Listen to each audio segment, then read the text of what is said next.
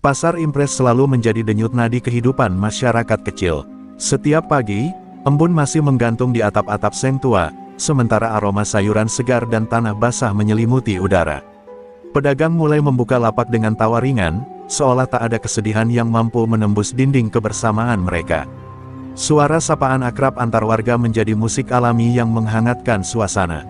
Di antara deretan kios, cahaya matahari merambat perlahan, memantul pada buah-buahan yang ditata rapi. Warna-warna cerah dari cabai, tomat, dan jeruk membuat pasar tampak seperti kanvas hidup yang bergairah.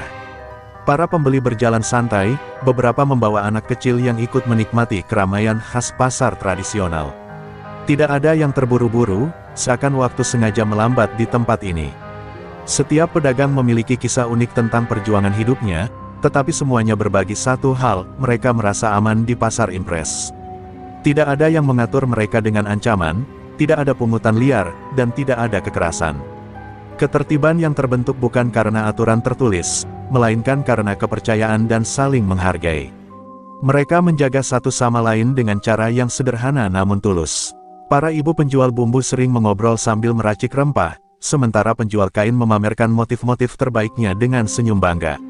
Suara tawar-menawar yang riuh justru menjadi tanda bahwa hubungan antara penjual dan pembeli begitu dekat. Semua terasa seperti keluarga besar yang setiap harinya berkumpul di tempat yang sama. Di sisi timur pasar, seorang pedagang tua sering memainkan radio kecilnya yang memutar lagu-lagu nostalgia. Lagu itu mengalun pelan dan memberi sentuhan lembut pada suasana. Beberapa orang kadang berhenti sebentar hanya untuk menikmati momen damai itu. Pasar Impres adalah dunia kecil yang menawarkan ketenangan bagi siapapun yang datang. Namun, di balik kedamaian itu, ada sesuatu yang menarik perhatian. Para pedagang sering merasa bahwa pasar mereka seperti dilindungi oleh keberuntungan tak terlihat, seolah ada kekuatan yang menjaga keseimbangan di sana. Mereka tak pernah tahu apa yang membuat pasar mereka begitu jarang tersentuh masalah. Tapi tak seorang pun menggali lebih jauh, mereka hanya bersyukur. Meski tempat itu dipadati ratusan orang, ada satu sosok yang hampir tak pernah diperhatikan. Seseorang yang selalu duduk diam di sebuah kursi bambu tua, seringkali tersamar oleh bayangan kios sayuran. Tapi di bab pertama ini, keberadaannya belum menjadi sorotan. Fokus warga tetap pada aktivitas harian mereka, tanpa menyadari bahwa seorang pengamat sunyi selalu memperhatikan mereka dalam diam. Pada hari itu, Pasar Impres kembali berjalan seperti biasa, damai, hangat, dan penuh kehidupan. Tidak ada seorang pun yang tahu bahwa hari-hari tenang itu perlahan mendekati akhir. Langit cerah yang menyelimuti pasar seolah menjadi pertanda bahwa sebelum badai datang, ketenangan selalu terasa paling sempurna. Pagi itu, Pasar Impres masih berada dalam ritme yang menenangkan, namun ada sesuatu yang berbeda pada angin yang berhembus. Para pedagang merasakan hawa asing yang membuat bulu kuduk mereka berdiri. Seolah-olah ketenangan yang sejak dulu mereka banggakan mulai retak perlahan, meski mereka belum tahu apa penyebabnya. Matahari memang bersinar terang, tetapi ada bayangan gelap yang tak terlihat merayap pelan menuju pasar. Suara mesin motor meraung dari kejauhan, memecah keheningan pagi. Tidak seperti suara motor pembeli atau pengantar barang yang biasa lalu lalang, raungan ini berat, kasar, dan penuh kesombongan. Para pedagang saling berpandangan, beberapa mulai menghentikan aktivitasnya. Seolah naluri mereka serempak memberi peringatan, ada sesuatu yang buruk sedang datang. Dari arah gerbang pasar, 5 motor besar masuk dengan kecepatan pelan namun mengancam. Para pengendara itu mengenakan jaket kulit gelap, sebagian bertato, dan semuanya menunjukkan wajah yang tidak bersahabat. Di depan mereka, berjalan tanpa tergesa dan dengan langkah penuh keangkuhan, tampak seorang pria berperawakan besar. Dialah Tarwo, nama yang hanya pernah terdengar di cerita-cerita menakutkan dari pasar lain yang pernah ia jajah. Tarwo berhenti di tengah pasar. Tatapan matanya menyapu sekeliling seperti pemangsa yang sedang memilih mangsa. Para pedagang segera menundukkan kepala, berpura-pura sibuk dengan dagangan mereka. Tidak ada yang berani menatap langsung ke arah pria itu. Kehadiran Tarwo bagaikan guntur yang tiba-tiba menggelegar di langit cerah, tak terduga, menggetarkan, dan menakutkan. "Aku dengar pasar ini damai, terlalu damai," kata Tarwo, suaranya berat dan mengalir dengan nada mengejek. Ia menginjak salah satu kotak buah di dekat kakinya, membuat apel-apel merah berguling ke segala arah. Seorang pedagang tua yang memilikinya hanya bisa menggigit bibir, menahan amarah sekaligus ketakutan. Tidak ada yang berani menegur. Keheningan menjawab kesombongan Tarwo. Anak buahnya segera menyebar, mengelilingi pasar seperti anjing liar yang menemukan wilayah baru untuk dijinakkan. Mereka mendorong-dorong pedagang, menendang lapak kecil, dan sesekali tertawa keras. Suara teriakan kecil beberapa pedagang perempuan terdengar, tetapi langsung tertelan oleh hiruk-pikuk ancaman. Dalam hitungan menit, suasana pasar berubah total, dari tempat yang damai menjadi panggung kekuasaan yang mencekam. Di sudut pasar yang teduh, sosok yang duduk di kursi bambu tua tadi, Petruk, mengangkat kepalanya perlahan. Matanya memperhatikan keributan itu tanpa ekspresi, namun ada kilatan halus yang hanya muncul pada seseorang yang mengenali bahaya lebih dalam daripada orang biasa. Tidak ada yang memperhatikan gerakan kecil itu. Petruk tetap menjadi bayangan yang tidak dianggap penting.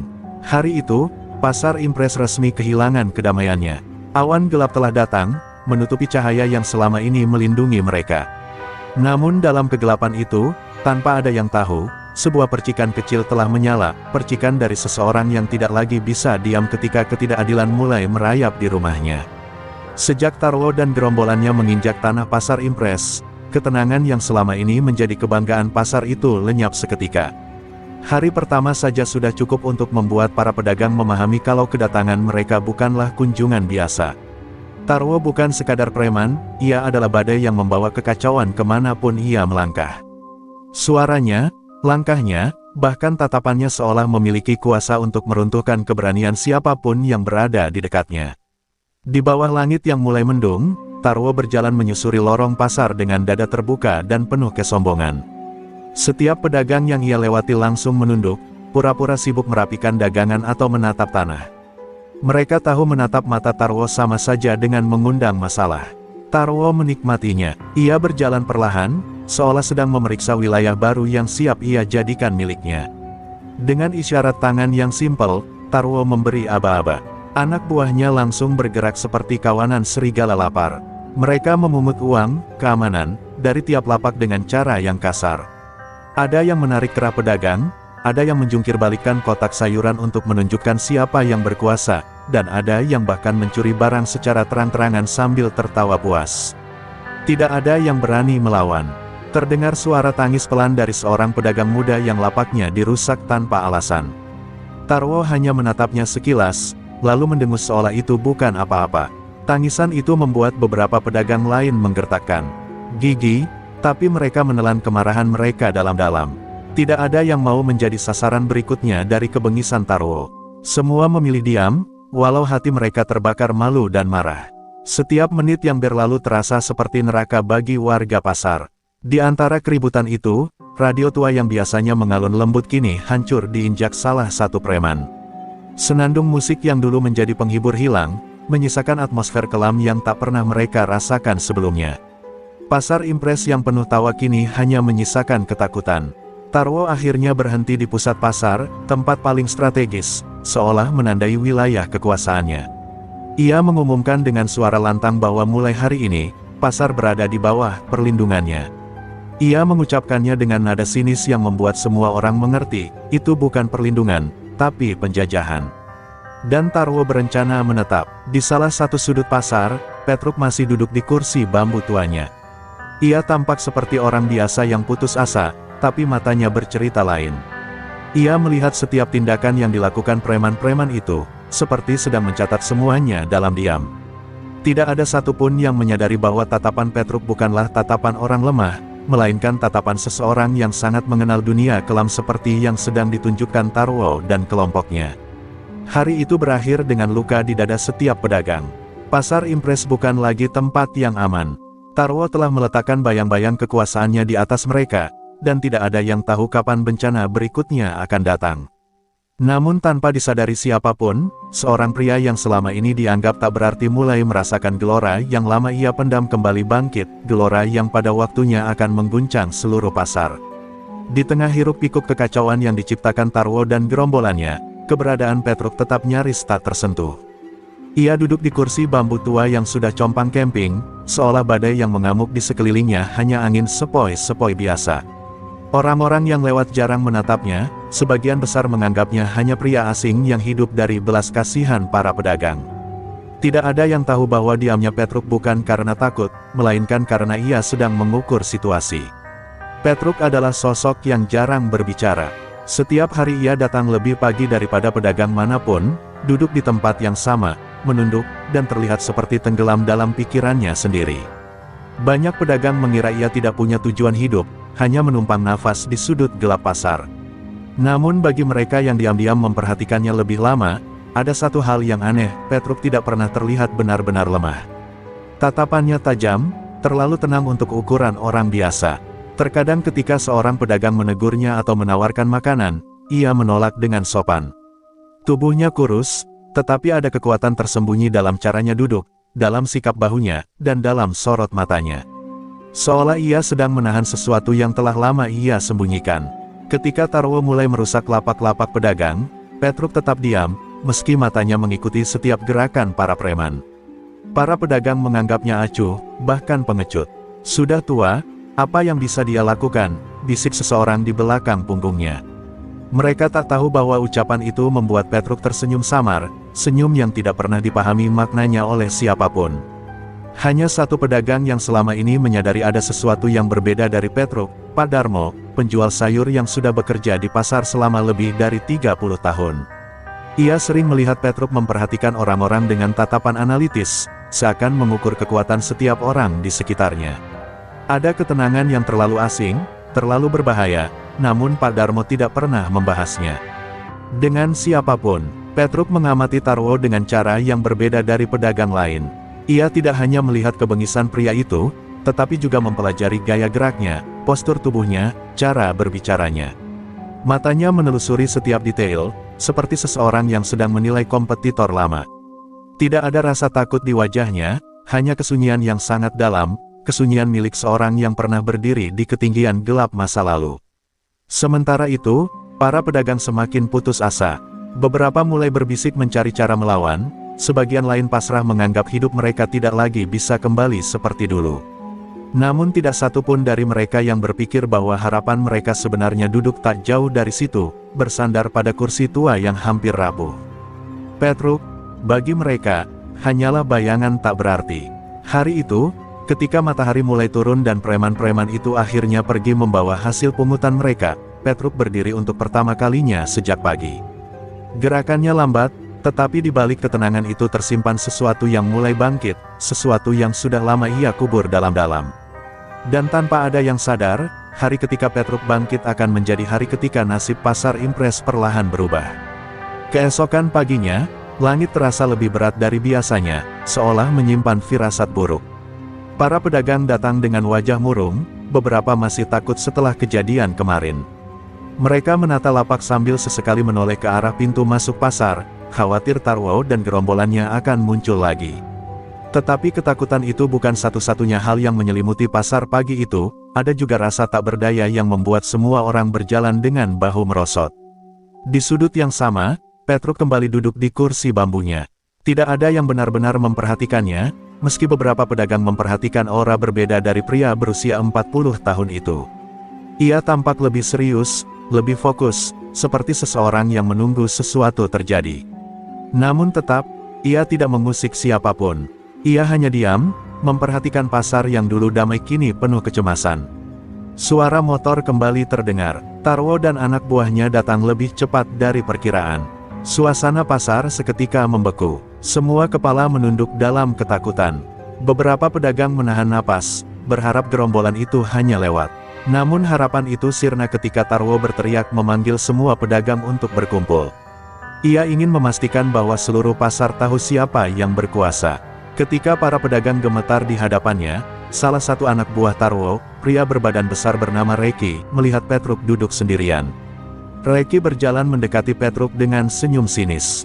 "Lihat nih, ada kakek-kakek yang sok santai," ucapnya sambil menendang kotak kecil di samping Petruk.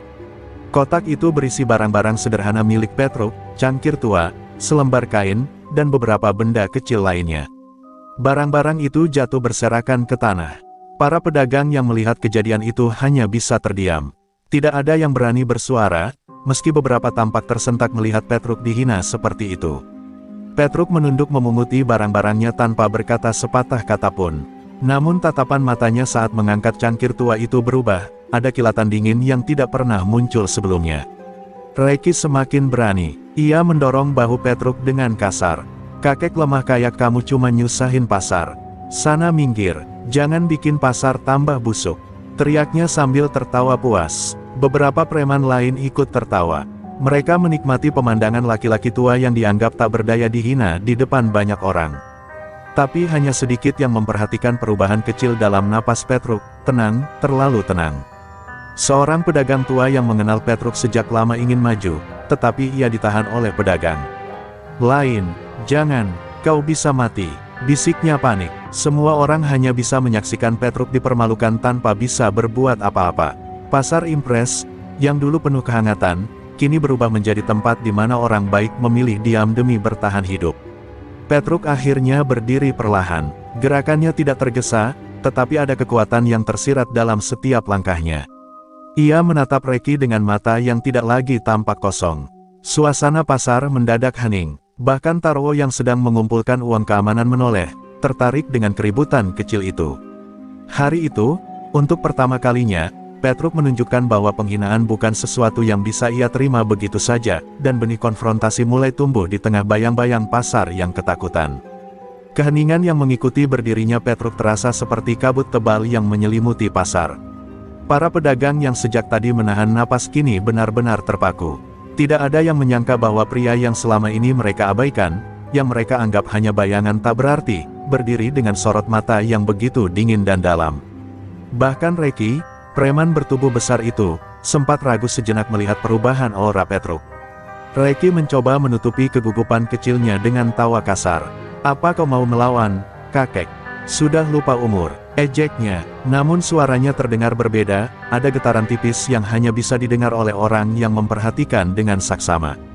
Petruk tidak menjawab, ia hanya menatap lurus, tanpa emosi, tanpa marah, tetapi juga tanpa rasa takut. Tatapan itu membuat beberapa pedagang merinding. Pak Darmo, yang berdiri tak jauh dari sana, menatap Petruk dengan mata membesar. Ada sesuatu pada tatapan Petruk itu yang ia kenali, sesuatu yang sudah bertahun-tahun tidak ia lihat. Ia berbisik lirih pada dirinya sendiri, tidak mungkin, apakah dia? Namun bisikan itu tenggelam dalam ketegangan yang mengepul di udara. Tarwo akhirnya menghampiri keributan itu. Dengan langkah besar dan penuh gengsi, ia berdiri di belakang Reiki sambil melipat tangan. Wajahnya menyunggingkan senyum sinis, tak menganggap Petruk sebagai ancaman. "Masalah apa ini? Hanya karena seorang kakek kumal dilihat keras sedikit, kalian berhenti bekerja," katanya sambil tertawa kecil. Ia memandang Petruk seperti menatap seekor hewan liar yang sudah tidak bergigi. Namun ketika mata Tarwo dan Petruk bertemu, terjadi sesuatu yang tidak dipahami siapapun. Tarwo berhenti tertawa. Ada sesuatu pada tatapan Petruk yang menusuk seperti pisau tipis, tatapan yang tidak dimiliki oleh orang biasa. Seperti tatapan seorang yang pernah melihat kegelapan dunia, dan bahkan lebih dalam dari itu. Tarwo tidak menunjukkan ketakutan, tetapi kerut kecil di dahinya cukup untuk membuat anak buahnya saling berpandangan. Para pedagang mulai membisikkan hal-hal yang tak berani mereka ucapkan keras-keras. "Petruk beda, hari ini dia beda. Kau lihat matanya. Seperti bukan Petruk yang biasanya, entah kenapa aku merasa dia bukan sembarang orang." Bisikan-bisikan itu menyebar pelan seperti bara api yang tertiup angin, membentuk ketegangan baru di antara para saksi. Reiki, yang merasa malu karena Petruk sama sekali tidak terintimidasi, akhirnya mendorong Petruk lebih keras, seolah ingin menunjukkan bahwa dirinya masih berkuasa. Namun gerakan itu membuat Petruk menggenggam pergelangan tangan Reiki dengan cepat, terlalu cepat. Para pedagang terkejut, karena selama ini mereka jarang melihat Petruk bergerak secepat itu. Reiki langsung meringis, merasa genggaman itu lebih kuat dari yang terlihat. Petruk akhirnya membuka mulut, suaranya rendah dan stabil. "Aku tidak suka dihina," katanya pelan. Hanya 4 kata, tetapi rasanya cukup untuk mengguncang seluruh pasar. Tidak ada teriakan, tidak ada amarah, hanya ketegasan yang meluncur dari seseorang yang seakan baru saja mengingat bagian dari dirinya yang sudah lama tertidur. Sesaat kemudian, Tarwo menatap Petruk lebih serius, sadar bahwa orang di depannya bukan sekadar pria tua biasa. Hari itu, di bawah langit yang mulai gelap, sesuatu berubah di pasar Impres. Tidak hanya bagi Tarwo dan gerombolannya, tetapi juga bagi Petruk sendiri. Ia telah melangkah keluar dari bayangannya, dan sekali ia melangkah, masa lalunya yang kelam perlahan mulai mengejar. Dan para pedagang, meskipun belum paham, mulai merasakan bahwa Petruk menyimpan sesuatu yang jauh lebih besar daripada yang pernah mereka bayangkan. Genggaman Petruk pada pergelangan tangan Reiki membuat seluruh pasar sunyi mendadak. Tidak ada yang mengira pria kurus berusia 40 tahun itu mampu menghentikan tangan seorang preman bertubuh besar dengan begitu mudah. Anak buah Tarwo menatap dengan wajah terkejut, sebagian bahkan memundurkan langkah tanpa sadar. Mereka tidak pernah melihat ekspresi seperti itu dari seseorang yang mereka anggap tidak berdaya. Reiki mencoba melepaskan tangannya, tetapi ia justru merintih kesakitan. "Lepas, sakit," serunya, namun suaranya terdengar lebih seperti keluhan anak kecil daripada teriakan seorang preman garang. Petruk tetap diam, wajahnya tidak menunjukkan amarah, tetapi tatapannya tajam seperti bayangan pisau yang berkilat. Para pedagang yang melihatnya mulai saling berbisik, merasakan keanehan yang semakin jelas. Tarwo melangkah maju, matanya menyipit curiga. "Lepaskan anak buahku, sekarang," katanya dengan nada peringatan. Namun ada sedikit getaran dalam suaranya, tipis, namun cukup untuk menunjukkan bahwa ia mulai mempertimbangkan bahwa Petruk bukanlah orang biasa. Tapi Petruk mengabaikan perintah itu. Ia melepaskan tangan Reiki bukan karena takut pada Tarwo, melainkan karena ia memilih untuk melakukannya sendiri. Begitu Reiki terlepas, ia mundur sambil memegangi pergelangan tangannya yang memerah. Wajahnya berubah dari arogan menjadi takut. "Dia bukan orang biasa, Ketua, hati-hati," bisiknya lirih pada Tarwo. Kata-kata itu membuat beberapa preman lain menelan ludah. Mereka mulai melihat Petruk sebagai sesuatu yang berbeda, ancaman yang belum mereka mengerti. Petruk kemudian membungkuk perlahan, memunguti barang-barangnya yang tadi ditendang. Setiap gerakannya terlihat tenang, namun ada aura berbeda yang merambat dari tubuhnya.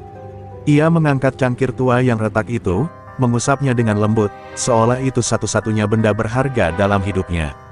Ketika ia berdiri kembali, wajahnya terlihat jauh lebih serius dibanding sebelumnya.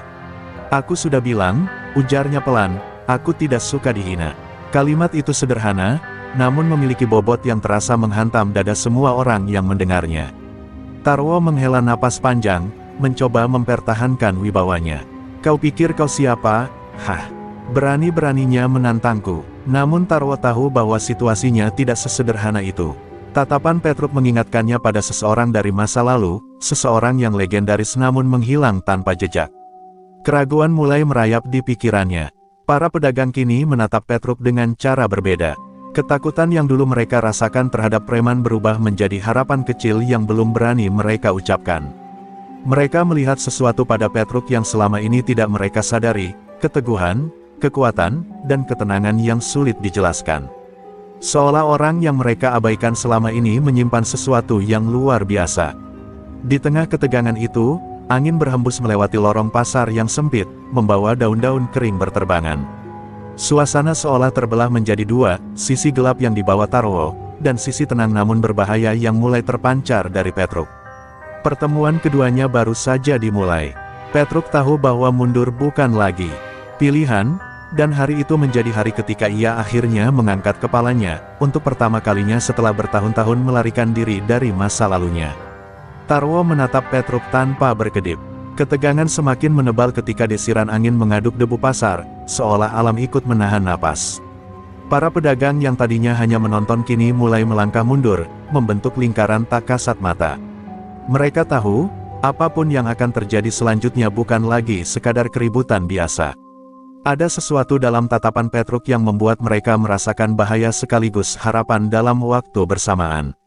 "Baik," ujar Tarwo dengan suara rendah namun jelas, "kalau kau memang mau macam-macam di daerahku, aku sendiri yang akan membereskannya." Ia memberi kode kepada 3 anak buahnya. Tanpa kata-kata, 3 preman itu maju serentak, wajah mereka tegang namun dipaksakan terlihat yakin. Mereka mengira Petruk hanya sedang beruntung tadi. Namun jauh di dalam hati mereka, ada bisikan ketakutan yang mulai tumbuh. Petruk tetap berdiri tenang, tak ada rasa gentar, tak ada kegelisahan. Ia hanya menarik napas perlahan, seperti seseorang yang akhirnya menerima sesuatu yang lama ia hindari.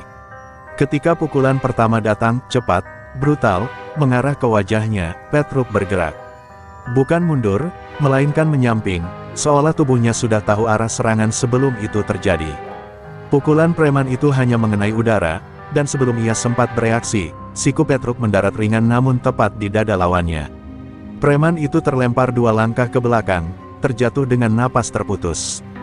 2 preman lainnya menyerang bersamaan, satu dengan pukulan lurus, satu lagi menendang. Tapi bagi Petruk, gerakan mereka seperti melambat. Ia memutar tubuh, menangkis tendangan dengan lutut, lalu menepis pukulan dengan pergelangan tangan.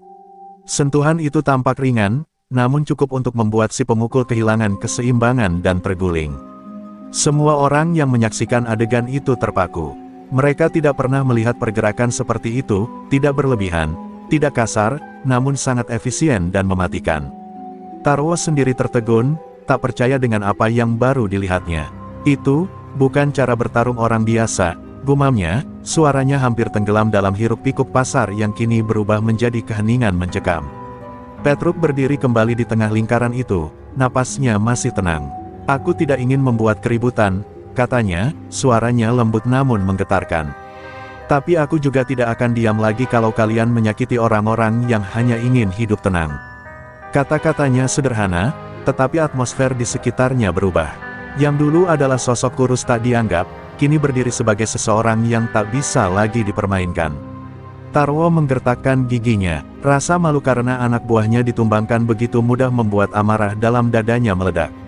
Ia maju selangkah, menatap Petruk dengan mata merah penuh dendam. "Jadi, kau memaksa aku turun tangan sendiri," katanya. Dari gerakannya, jelas ia bukan preman sembarangan. Cara ia mengatur napas, posisi kakinya, menunjukkan bahwa ia menyimpan kemampuan yang tidak banyak orang tahu. Petruk memandangi Taro, tidak dengan kemarahan, tetapi dengan kesungguhan yang jauh lebih dalam. "Kalau itu yang kau mau," jawabnya pelan, "aku sudah siap." Dan untuk pertama kalinya sejak ia menghilang dari dunia lama yang telah ia tinggalkan, Petruk bersiap menghadapi pertarungan yang memberinya terlalu banyak kenangan pahit. Pertempuran mereka bukan sekadar adu tenaga, ini adalah awal kebangkitan masa lalu yang selama ini ia coba kubur. Suasana pasar mendadak sunyi seperti malam tanpa angin. Semua mata terpaku pada Petruk dan Taro, 2 sosok yang berdiri berhadapan di tengah tanah berdebu. Para pedagang tak berani bergerak sedikit pun.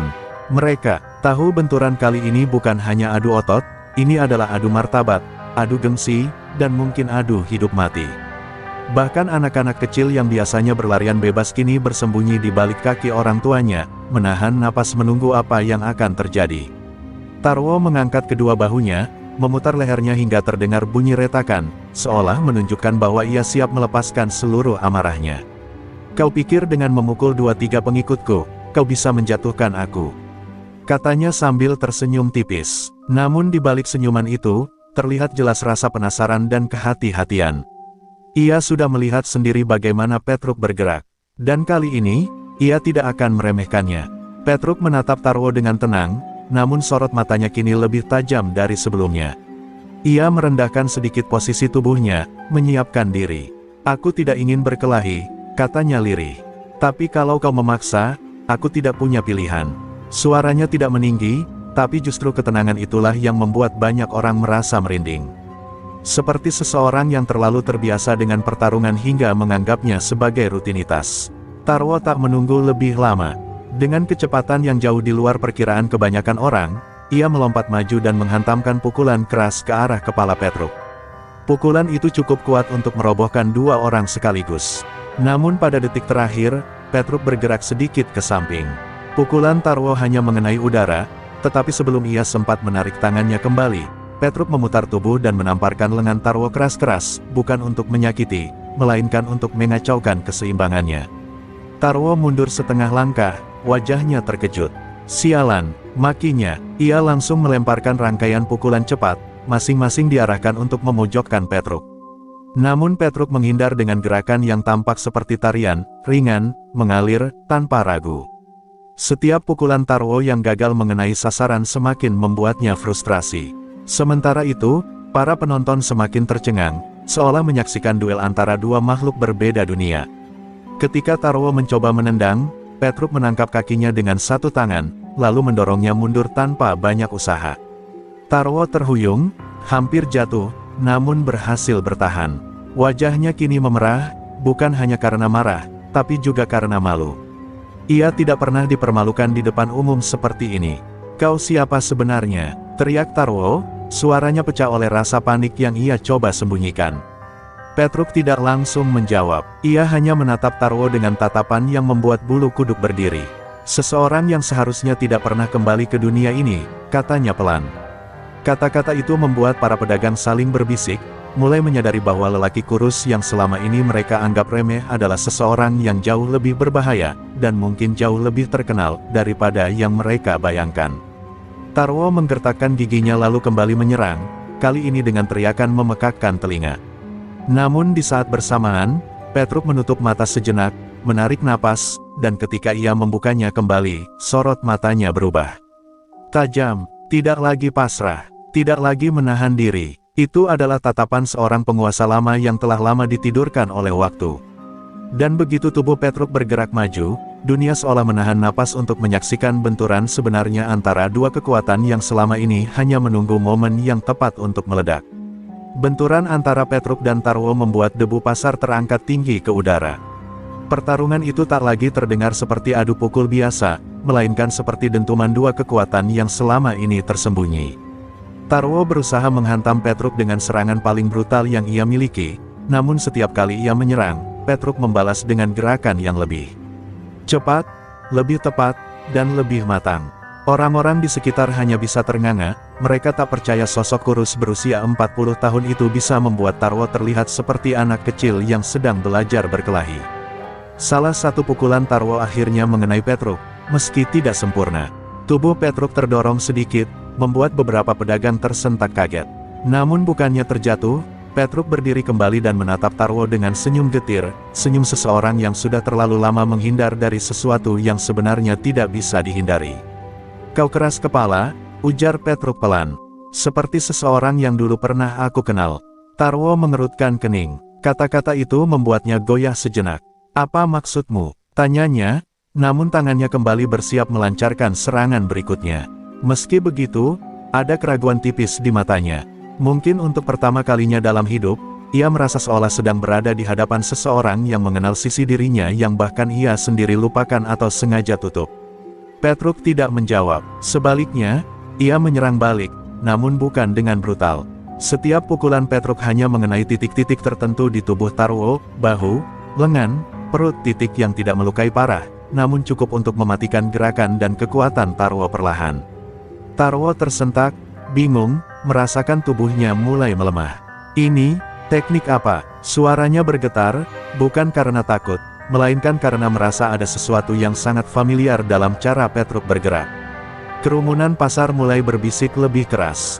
Nama Petruk, yang sebelumnya tak berarti apa-apa kini mulai menimbulkan tanda tanya besar. Beberapa orang yang lebih tua terlihat pucat, seolah menyadari sesuatu yang tak seharusnya mereka ingat. Salah satu dari mereka berkata hampir tak terdengar, "Tidak mungkin, kalau benar itu dia, kita semua dalam bahaya, atau dalam perlindungan besar." Perkataan itu membuat suasana pasar semakin mencekam. Tarwo, yang mulai kehilangan tenaga, akhirnya berdiri terpaku dengan napas terengah-engah. "Kau, bukan orang biasa. Aku tahu itu," katanya dengan suara serak. Lalu, tanpa ia duga, Petruk melangkah mendekat, menatapnya sangat dekat hingga Tarwo dapat melihat garis-garis kelelahan di wajahnya. "Aku pernah menjadi seseorang," ujar Petruk, "seseorang yang membuat banyak orang takut dan banyak orang patuh."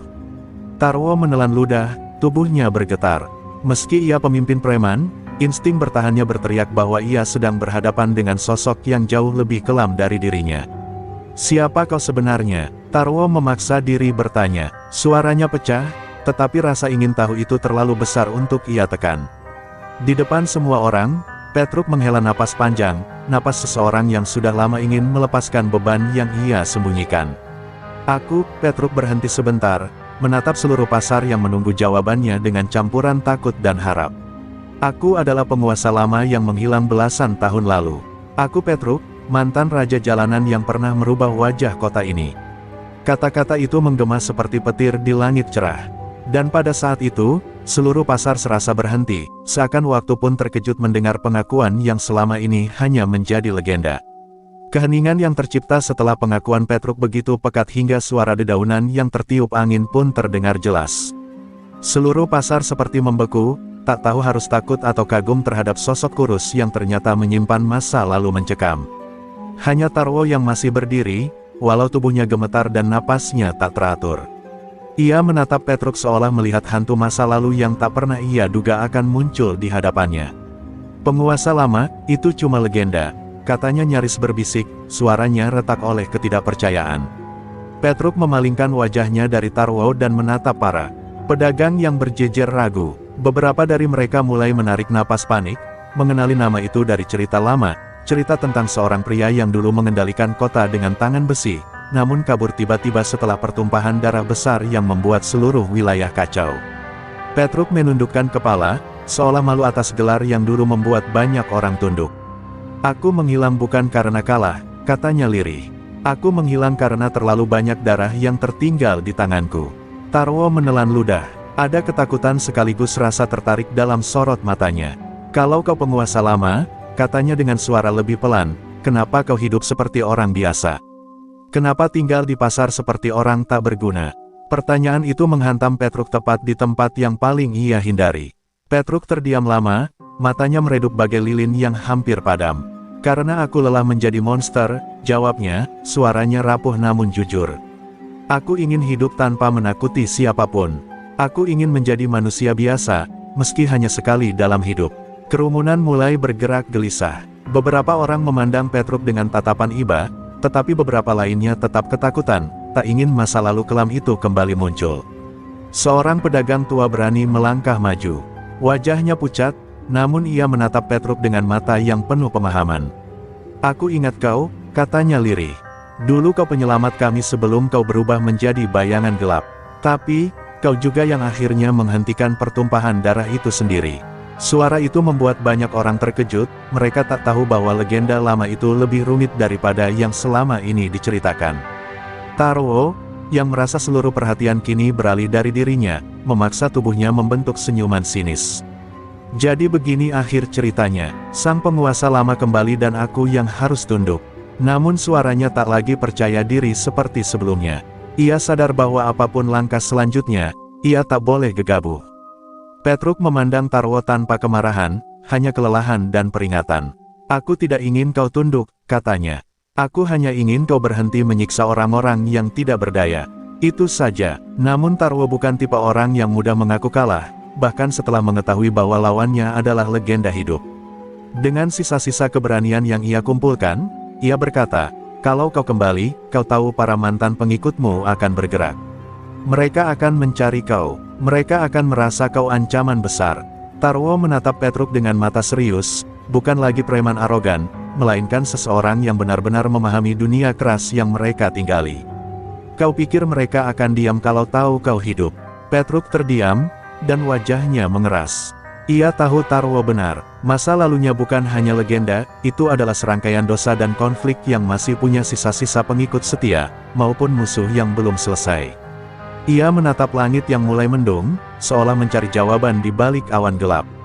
Kalau mereka datang, katanya akhirnya, aku akan menghadapi mereka. Tapi kali ini bukan sebagai penguasa, melainkan sebagai seseorang yang ingin menebus apa yang sudah ia lakukan.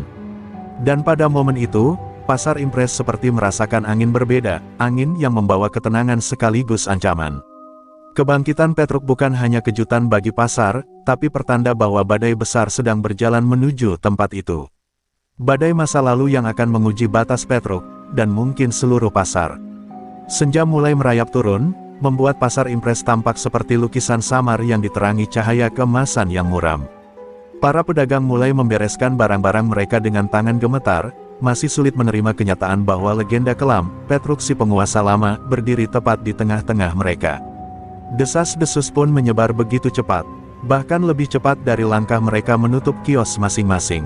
Pasar yang selama ini damai kini terasa seperti berada di bawah bayangan besar yang tak terlihat.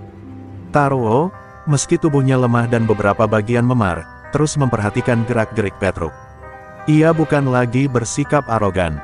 Ada rasa hormat, ada ketakutan, namun juga ada sesuatu yang lain, sebuah kesadaran bahwa apapun yang terjadi setelah hari ini akan berubah drastis. Kau sadarkan, ujar Tarwo pelan, suaranya serak. Begitu namamu disebut, orang-orang yang dulu hidup di bawahmu pasti merasa terusik. Mereka bukan tipe yang akan diam. Petruk menatap Tarwo sejenak, kemudian memalingkan wajahnya ke jalan besar yang mengarah keluar pasar. Aku sudah menduganya, katanya lirih. Aku pergi dari dunia itu karena aku ingin mengakhiri semua ini. Tapi masa lalu selalu punya cara untuk mengejar orang yang kabur. Ada getaran kecil dalam suaranya, bukan takut, melainkan letih. Seolah bertahun-tahun ia bersembunyi tidak untuk menyelamatkan dirinya, melainkan untuk menyelamatkan dunia dari dirinya sendiri. Di kejauhan, terdengar langkah-langkah bergegas. Beberapa warga berlarian memasuki pasar dengan wajah pucat, membawa kabar buruk. Ada orang-orang bersenjata masuk dari arah timur. Teriak salah seorang dari mereka. Suara itu langsung memecah ketenangan palsu yang sempat menyelimuti pasar.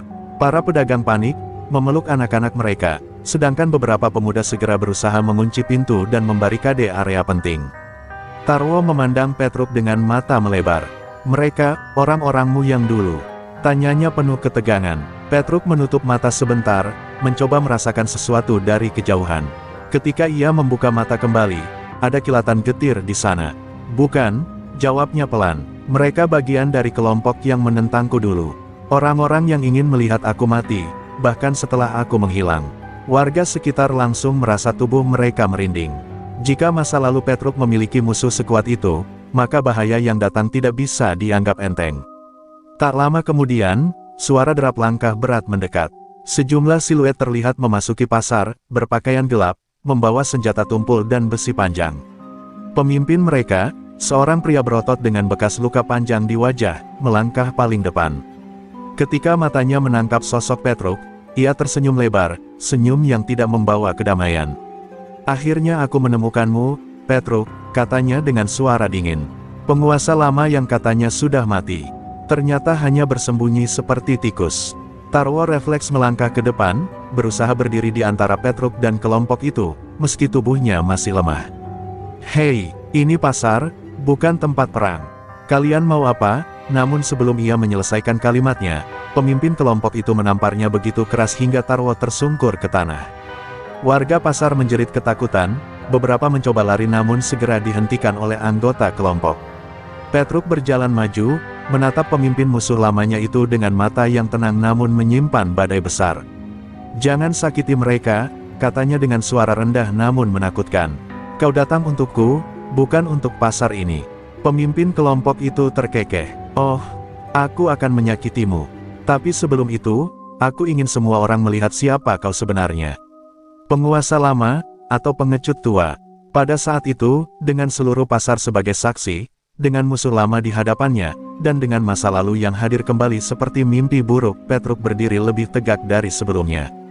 Tatapannya berubah. Sorot mata seorang penguasa yang pernah membuat kota tunduk perlahan kembali mengisi raut wajahnya. Dan pasar Impres merasakan, untuk pertama kalinya sejak bertahun-tahun, kebangkitan sejati dari legenda yang selama ini dianggap telah hilang. Senja yang tadinya temaram kini berubah menjadi saksi ketegangan yang mampu membuat udara terasa lebih berat dari sebelumnya. Di tengah pasar Impres, Petruk berdiri berhadapan dengan kelompok bersenjata yang datang mencarinya. Suasana menjadi hening begitu pemimpin kelompok itu mengangkat tangannya sebagai tanda siap menyerang. Orang-orang pasar bersembunyi di balik kios, sementara beberapa pemuda berusaha menahan pintu dan jalan keluar. Tidak ada tempat yang benar-benar aman, tapi mereka tetap mencoba melindungi satu sama lain. Tarwo, meski dipukul dan terjatuh, memaksa dirinya bangkit. Tubuhnya gemetar, tetapi matanya menatap ke arah Petruk dengan campuran rasa kagum dan rasa bersalah. Aku tidak pernah berpikir mereka sebesar ini, katanya pelan. Petruk menatapnya sebentar, lalu mengangguk. Ini bukan salahmu. Mereka datang untuk menyelesaikan dendam yang bertahun-tahun mereka simpan. Suara Petruk tenang, namun kedalaman matanya memperlihatkan badai yang sedang ia tahan. Pemimpin musuh itu, lelaki berbekas luka panjang di wajah, melangkah maju. Kau tahu, kami mencari-cari kau bertahun-tahun, katanya sambil menunjuk Petruk dengan batang besi panjang. Saat kau menghilang, kami kehilangan tujuan. Banyak di antara kami mati, menunggu kau muncul. Dan sekarang kau di sini, kerempeng, tua, dan terlihat payah. Suaranya menggelegar, disambut tawa kasar anak buahnya. Tetapi Petruk tidak terpancing. Ia tetap berdiri tegak, seperti pohon besar yang tak goyah meski diterpa angin. "Kalau kau ingin aku," ujar Petruk perlahan, "aku akan melawan. Tapi lepaskan warga pasar ini." Semua mata tertuju padanya. Permintaan sederhana itu terdengar seperti pengakuan seorang legenda yang mencoba menebus masa lalu. Pemimpin musuh itu menyeringai, lalu menggeleng kuat. "Tidak, mereka semua akan jadi saksi. Aku ingin dunia melihat bagaimana penguasa lama roboh di hadapan kami." Kata-kata itu membuat beberapa warga mulai menangis, merasa nasib mereka kini berada di ujung tanduk. Tanpa memberi kesempatan lagi, pemimpin itu mengayunkan batang besi ke arah Petruk. Serangan itu cepat, liar, dan penuh kebencian. Namun Petruk, dengan gerakan yang seperti kembali ke masa mudanya, menghindar ke samping dan menepuk lengan lawannya. Tepukan itu tampak ringan, tetapi membuat batang besi jatuh menggelinding ke tanah. Seketika anak buah musuh itu menyerbu, 5 orang menerjang sekaligus dengan senjata seadanya, pisau, kayu, dan batu besar. Petruk tidak mundur, tubuhnya bergerak seperti bayangan, mengalir di antara serangan demi serangan. Satu tendangan ringan merobohkan penyerang pertama. Siku cepat menghentikan penyerang kedua. Kepala Petruk menunduk saat pisau mencoba menggores wajahnya, namun ia berputar dan menyapu kaki lawannya hingga terjatuh. Gerakannya bukan hanya cepat, tetapi bersih, seolah ia sudah bertarung melawan seluruh dunia selama bertahun-tahun. Namun jumlah musuh terlalu banyak. Meskipun Petruk berhasil menahan sebagian besar serangan, satu pukulan keras menghantam punggungnya, membuatnya tersungkur sejenak. Warga pasar menjerit. Tarwo mencoba menyerbu untuk membantu, tetapi 2 musuh mendorongnya mundur.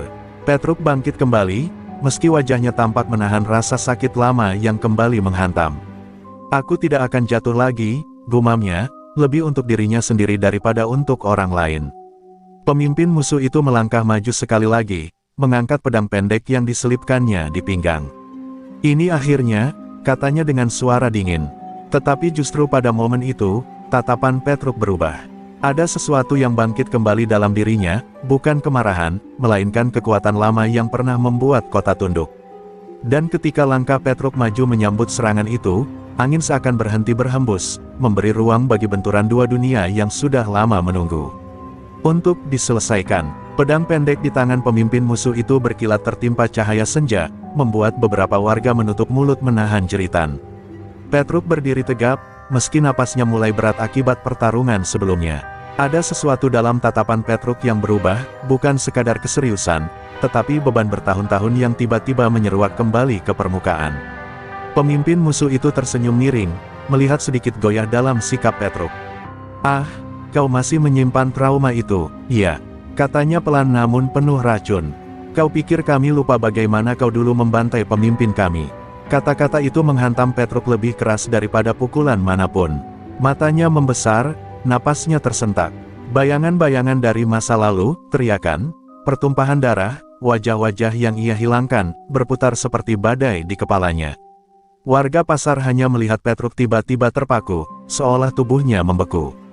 Tarwo, yang menyaksikan perubahan itu, berusaha maju sambil berteriak, "Petruk, jangan dengarkan dia." Namun 2 anak buah musuh langsung menahan Tarwo kembali. Musuh itu tertawa kecil, langkahnya mendekat perlahan. "Lihat kau sekarang," katanya dengan suara mengejek. Penguasa yang dulu membuat semua orang gemetar, kini berdiri seperti anak kecil yang ketakutan. "Kau pikir menghilang bisa menghapus semua luka itu?" Ia berhenti tepat 1 langkah di depan Petruk. "Tidak, Petruk, luka itu tidak pernah pergi. Kau hanya menutupinya dengan hidup sebagai orang kecil."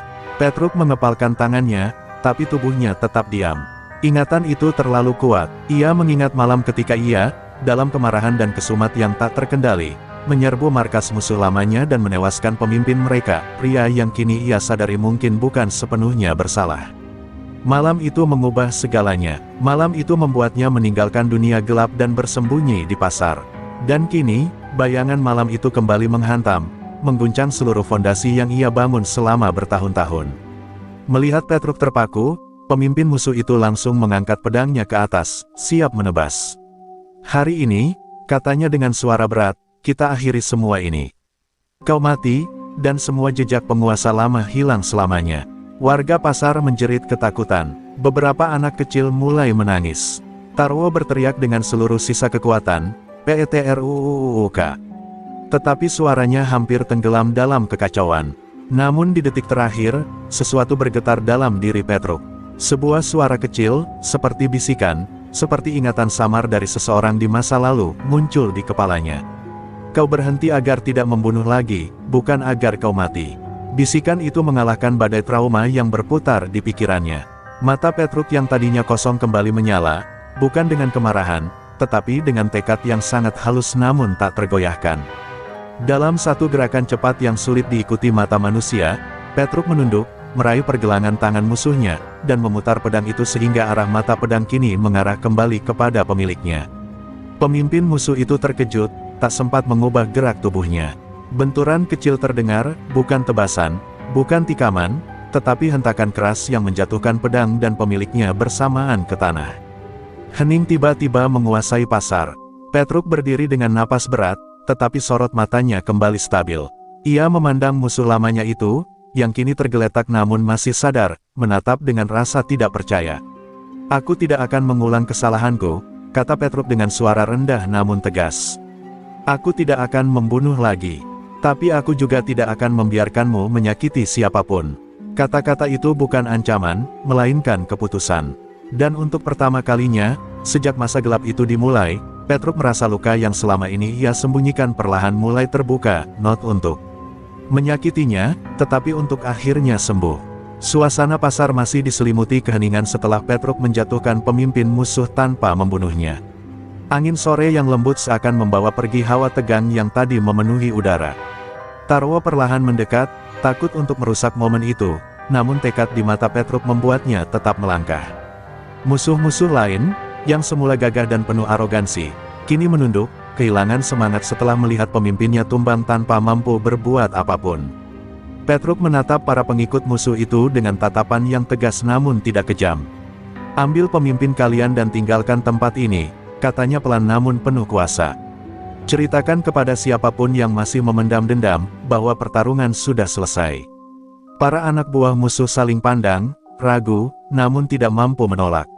Mereka mengangkat pemimpin yang terluka namun masih hidup itu, lalu mundur perlahan, sebelum akhirnya menghilang dari pasar tanpa satu kata pun. Setelah ancaman itu benar-benar pergi, warga pasar yang sejak tadi bersembunyi mulai keluar satu persatu. Mereka memandang Petruk dengan campuran syok, kagum, dan rasa hormat yang tidak dapat mereka sembunyikan lagi. Beberapa dari mereka menangis, menyadari bahwa orang yang selama ini membantu mereka ternyata menyimpan sejarah kelam yang jauh lebih besar daripada yang pernah mereka bayangkan. Tarwo akhirnya mendekati Petruk, menepuk pundaknya dengan mata berkaca-kaca. "Kenapa kau diam selama ini?" tanyanya lirih. "Kenapa kau memikul semua ini sendiri?" Petruk tersenyum kecil, senyum yang lelah, namun lega. "Karena aku takut," jawabnya jujur. "Takut kalau masa laluku akan kembali menelan siapapun yang dekat denganku. Aku memilih hidup kecil demi menghindari bayangan itu." Ia menatap sekeliling, melihat wajah-wajah yang dulu hanya ia lihat sebagai orang biasa, kini terlihat lebih berarti. "Tapi hari ini, kalian semua membuatku sadar bahwa aku tidak bisa terus bersembunyi. Aku tidak bisa sembuh sendirian." Tarwo tertawa kecil sambil mengusap air mata. "Dasar bodoh," katanya. "Kalau sejak dulu kau cerita, mungkin kita bisa ketawa bareng tentang masa lalu itu." Petruk hanya geleng-geleng, lalu ikut tertawa kecil. Suasana pasar perlahan berubah, dari ketegangan menjadi kehangatan yang membuat semua orang menghela napas lega.